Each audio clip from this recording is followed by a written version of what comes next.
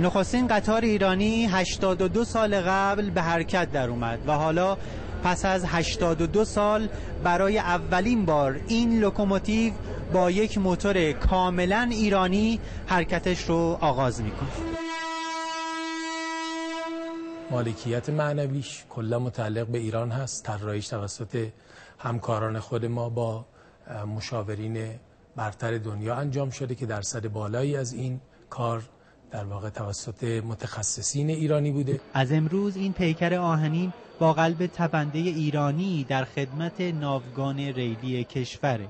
موتوری با قدرت 1000 کیلووات و 1500 دور در دقیقه، مصرف آلایندگی کمتر، سرعت و قدرت بالاتر، داشتن سامانه هوشمند از ویژگی‌های موتور دیزل ایرانی است. ایران با تولید موتور دیزل سنگین به جمع 12 کشور برتر جهان پیوسته. این موتور مصارف ریلی، دریایی، نیروگاهی و در واقع مصارف حتی نفتی به تعبیری. تا قبل از این لوکوموتیوها با موتور امریکایی حرکت می‌کردند. این موتورها قابلیت استفاده در لوکوموتیوهای خطوط اصلی رو دارند. سکاندار صنعت کشور امروز از یک تولید دیزلی جدید در کشور خبر داد. یکی از موتورهایی که به عنوان افتخار صنعت جمهوری اسلامی محسوب میشه موتور دیزل سبک برای نصب روی سواره‌های کشور هست که برنامه